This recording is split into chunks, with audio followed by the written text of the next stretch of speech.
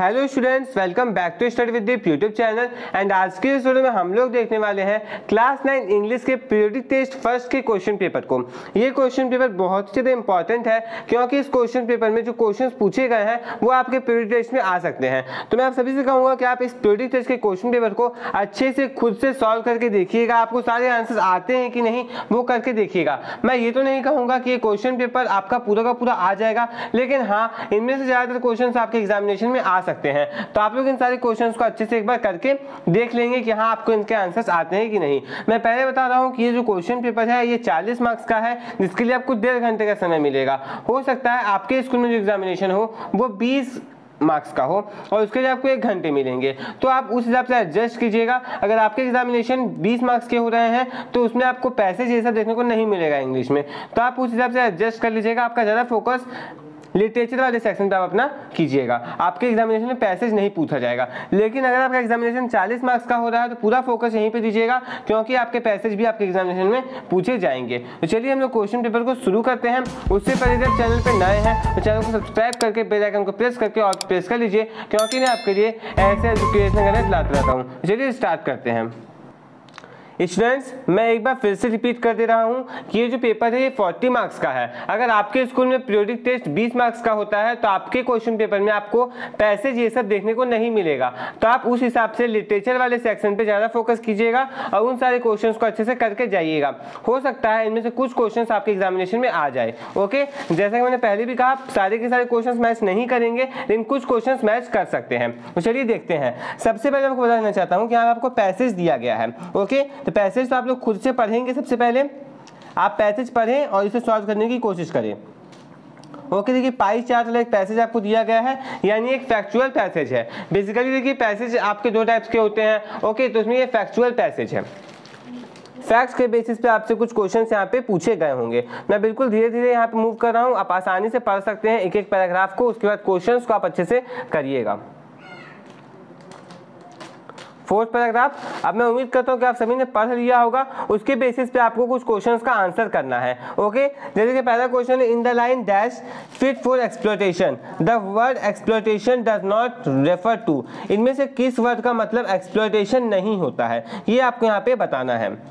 I think आप सभी को दिख रहा होगा क्या होता है एक्सप्लॉयटेशन का मतलब, समझ रहे होंगे आप सभी, और आपको यहाँ पे ऑप्शन भी दिख रहा होगा। सेकेंड क्वेश्चन है, based on your understanding of the passage choose the option that list the abuses of the animals. यानी कि कौन कौन सी बुरी चीजों के लिए एनिमल्स का यूज किया जाता है, आपको पैसेज के अंडरस्टैंडिंग पे इनमें टिक लगाना है। Third question, man always consider animal as. Man कैसे हमेशा एनिमल्स को कंसिडर करते हैं, इंफीरियर टाइप से कंसिडर करते हैं, सुपीरियर और पावरफुल तो कभी भी कंसिडर नहीं करते हैं। नेक्स्ट है, man consider animals fit for. Man क्या सोचते हैं कि एनिमल किस चीज के लिए फिट होंगे। देखिए आपको पैसेज पढ़ने की भी जरूरत नहीं है, कुछ क्वेश्चन तो आप अपने बेसिक अंडरस्टैंडिंग के बेसिस पे भी कर सकते हैं। तो देखते चलिए। फिफ्थ आपसे क्वेश्चन पूछा गया है, to serve his purpose man has always been using. किस एनिमल को मैन ज्यादा यूज करता है, डोमेस्टिक वाइल्ड को, यानी डोमेस्टिक या फिर वाइल्ड को, या फिर दोनों को, या फिर किसी को भी नहीं। ये आपको यहाँ पे पूछा गया है। आप सारे बेसिक क्वेश्चन है ये, आप आसानी से आंसर कर सकते हैं। अगर आप पैसेज नहीं भी पढ़ते तो 3-4 क्वेश्चन तो ऐसे ही निकाल ले जाएंगे। ये आपको पेपर 2 घंटे का होता है। अगर आपके स्कूल में पेपर 20 मार्क्स का होता है तो 1 घंटे का ही होगा और उसमें पैसेज नहीं आएगा, मैं बार बार कह रहा हूँ। इसलिए आप लोग जिनका 20 मार्क्स का होगा वो सिर्फ लिटरेचर वाले पोर्शन पे ज़्यादा ध्यान देंगे, ग्रामर वाले पोर्शन पे ज़्यादा ध्यान देंगे, क्योंकि ऐसा होता है कि 15 मार्क्स का लिटरेचर और 5 मार्क्स का ग्रामर, और कभी कभी 5 मार्क्स से एक राइटिंग दे दिया जाता है तो 10 मार्क्स का लिटरेचर कर दिया जाता है।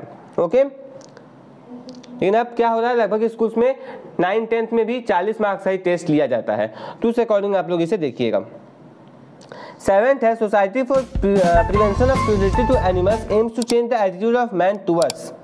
एनिमल्स के टुवर्ड्स ही तो लोगों का ध्यान हम लोगों को केंद्रित करना होगा इस पैसेज के अनुसार, जैसा कि पैसेज का थीम है उस हिसाब से।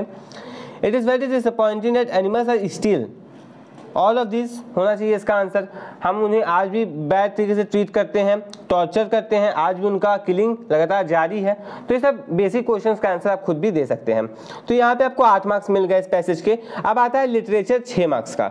देखिए यहाँ पे क्या है कि आपको एक एक्सट्रैक्ट दिया गया है और उससे कुछ क्वेश्चंस पूछे गए हैं, वो आपको यहाँ पे बताने हैं। अब देखिए इस टाइप के जो एक्सट्रैक्ट होते हैं इसमें आपको ये पूछा जाता है कभी कभी कि नेम ऑफ द पोएम क्या है, नेम ऑफ द पोएट क्या है, तो आपको वो सब भी करके जाना अपने एग्जामिनेशन में।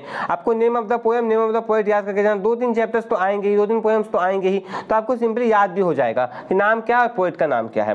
ओके, मैं एक बार ये एक्सट्रैक्ट आपको पढ़ के बता देता हूँ। When the humid shadows hover over all the starry spheres and the melancholy darkness gently weeps in rainy tears, what a bliss to press the pillow of cottage chamber bed and lie listening to the patter of the soft rain overhead। अब यहाँ पे क्या बोला गया, what weeps in rainy tears, कौन जो है रेनी tears में रो रहा है। What does cottage chamber mean, cottage chamber का मतलब क्या है। अब देखिए सीबीएसई भी बहुत सारे क्वेश्चंस को एमसीक्यू फॉर्मेट में ही दे रहा है, यानी लगभग 60 से 70% क्वेश्चन जो है वो अब एमसीक्यू टाइप्स में ही आते हैं। तो आपको अब ज़्यादातर जो सैंपल पर आप प्रैक्टिस करते हैं, चाहे किसी भी एग्जामिनेशन के लिए कर रहे हो, वो आपको एमसीक्यू बेस्ड ही करना है, क्योंकि अब सब्जेक्टिव क्वेश्चन उतने ज़्यादा आंसर्स लिखने वाले नहीं, आपके अंडरस्टैंडिंग को देखा जाता है कि आप चैप्टर को कितने तरीके से समझ रहे हैं। पहले क्या होता था कि आप 3-4 बार एक आंसर को पढ़ लेते थे, तो आप उस प्रकार से 3-4 आंसर्स को फ्रेम करते थे। अब ऐसा नहीं होगा, अब आपको एक ऑप्शन सही करने का 1 मार्क्स मिलता है। तो आपको चैप्टर पे अब ज्यादा फोकस करवाया जा रहा है कि आप अच्छे से समझे चैप्टर को। What is bliss in the poem for the poet, bliss क्या है पोएम में पोएट के लिए। 3 क्वेश्चन इससे पूछे गए आपके, देखिए इससे आपके 3 क्वेश्चन पूछे गए। अब जो नेक्स्ट आता है बी, देखिए अब देखिए B, rush hour crowd jostle for position on the underground train platform, a slight girl looking younger than 17 years, nervous yet excited as she felt the vibrations of approaching train। किसका आपका ये extract आपको लिया गया, आपको पता चल ही गया होगा, एवलिन ग्लीनी वाले चैप्टर का पूछा गया आपको यहाँ पर। जोसेल का मतलब क्या होता है ये आपसे हमें पूछा गया है। How old was Evelyn when she went to Royal Academy of Music, जब वो रॉयल एकेडमी ऑफ म्यूजिक में गई थी तो वो कितने साल की थी, ये आपको यहाँ पे पूछा गया है। What were Evelyn's feeling at the underground platform, क्या फीलिंग्स थे उसके, ये सब क्वेश्चंस आपसे यहाँ पे पूछे गए हैं। अब देखिए ग्रामर 6 मार्क्स का यहाँ पर है। यदि आपका टेस्ट 20 मार्क्स का होता तो ग्रामर 3 से 5 मार्क्स का था, 6-7 मार्क्स का नहीं आता। ये 40 मार्क्स का है, इसलिए आपको यहाँ पे ग्रामर भी पूछ लिया गया है 6 मार्क्स के अंदर। अब आपको मैं ये तो नहीं बताऊंगा, ग्रामर आपके अपने बेसिक अंडरस्टैंडिंग पे होना चाहिए, इसका आंसर मैं आपको नहीं बताऊंगा, आप खुद करिए। 3 क्वेश्चंस तो है ही। नेक्स्ट फिर से ग्रामर है। अब देखिए हमें fill in the blanks type का ग्रामर दिया गया है। Mathematics dash a difficult subject, simple है। I have dash work at home, Mohan always got a plate, जो भी आपको लगता है वो आप करेंगे यहाँ पर। ओके, मैं आंसर नहीं बताऊंगा। पार्ट बी, आप देखिए पार्ट बी में राइटिंग 6 मार्क्स का है और फिर आपका कुछ क्वेश्चन आंसर भी यहाँ पर आएगा। क्या है देखिए, आपको स्टोरी कंप्लीट करना है, स्टोरी का आपका आउटलुक दिया गया है, स्टार्टिंग कर दिया गया है स्टोरी का, आपको बस अब इसको आगे करके लिखना है। ओके, जैसे यहाँ पे फर्स्ट आप खुद समझ रहे होंगे कि 6 बज रहे थे इवनिंग के, बहुत ज़्यादा ट्रैफिक था, मोहन ड्राइव कर रहा था अपने कार को, सडनली 2 टीनेजर्स कार से अपने बाइक को ओवरटेक करके ले जाते हैं एंड आगे आप खुद सोचिए क्या होता होगा, एक्सीडेंट होता होगा, सबका कहानी आप खुद से फ्रेम करेंगे। फिर आप देखिए मैं आपको बेसिक बता दूं कैसे आपको करना है। आपको इंग्लिश में लिखना है इसमें कि जैसे ओवरटेक करता है, 2 टीनेजर्स जैसे ओवरटेक करते हैं, आगे जाकर के उनका एक्सीडेंट होता है, इस तरह से आप लिखेंगे। एक्सीडेंट होने के बाद उन्हें बहुत ज़्यादा दिक्कत होती है, फिर उन्हें हॉस्पिटल ले जाया जाता है। तो इस प्रकार से आप लोग इस स्टोरी को कंप्लीट करेंगे।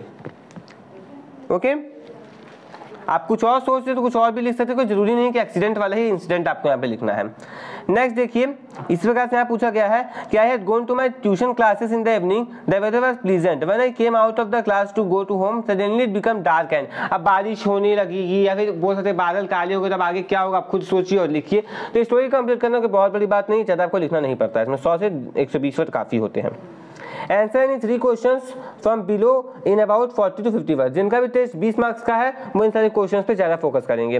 What should be we do to make friends with the wind, यानी कि विंड से दोस्ती करने के लिए हमें क्या करना चाहिए। सिंपल सा बात है, मैं आपको याद दिला रहा हूँ, स्ट्रॉन्ग बनना होगा हमें, इन सारी चीज़ों को आपको हमें पॉइंट में लिखना है। पॉइंट में लिखना है, पॉइंट में लिखिए, डायरेक्ट लिखना चाहते हैं डायरेक्ट लिखिए, कोई दिक्कत नहीं है। How did Kezia begin to see her father as a human being who needs her sympathy, why did grandfather sell back Toto to the tonga driver, वापस क्यों बेच आया था वो टोंगा ड्राइवर को Toto. Why did Margie's mother send for the county inspector, county inspector क्यों आया था मार्गी के पास, ये भी आप कह सकते हैं ओके, या फिर क्यों उसकी मदर ने उसे बुलाया था। Answer any one of the following question in about 100 to 150 words, 100 से 150 वर्ड में आपको इस क्वेश्चन का आंसर करना है। इवलिन के आपको यहाँ पे अचीवमेंट बताने हैं और कैसे अपने प्रॉब्लम्स को वो ओवरकम कर पाई वो आपको यहाँ बताना है। और आप ये कैसे कह सकते हैं कि टोटो बहुत ज़्यादा ही बदमाश था, वो आपको यहाँ पे लिखना है। तो ये 5 मार्क्स का क्वेश्चन है। 5 मार्क्स का क्वेश्चन आपके एग्जामिनेशन में आ सकता है, चाहे वो 20 मार्क्स का टेस्ट हो या फिर 40 मार्क्स का टेस्ट हो। 2 क्वेश्चन में कोई आपको एक करना होगा और इसमें आपको पॉइंट वाइज कभी भी नहीं लिखना है, इसमें आपको पैराग्राफ लिखना है। ध्यान रखना आपका आंसर 3 पैराग्राफ में जाना चाहिए। सीबीएसई के नॉर्म्स के अनुसार 3 पैराग्राफ में आंसर होने पर 5 मार्क्स आपको पूरे मिलते हैं, अगर आपने ग्रामेटिकल मिस्टेक भी नहीं किया है तो यहाँ पे ये क्वेश्चन पेपर कंप्लीट हो चुका है। अगर आपको ये वीडियो पसंद आया तो इस वीडियो को लाइक कर दीजिए और यदि आप इस चैनल पे नए हैं चैनल को सब्सक्राइब करके बेल आइकन को प्रेस करके और प्रेस कर लीजिए, क्योंकि मैं आपके लिए ऐसे एजुकेशन कंटेंट लाता रहता हूँ। स्टूडेंट्स और भी सभी के क्वेश्चन पेपर के लिए आप लोगों को नीचे मैंने डिस्क्रिप्शन पे प्लेलिस्ट का लिंक दे दिया है, आप लोग जाकर के हर एक सब्जेक्ट के क्वेश्चन पेपर को जो कि इस साल का है प्रीवियस टेस्ट का, उसे आप देख सकते हैं। मिलते हैं नेक्स्ट वीडियो में किसी नेक्स्ट क्वेश्चन पेपर के साथ। Thanks for watching.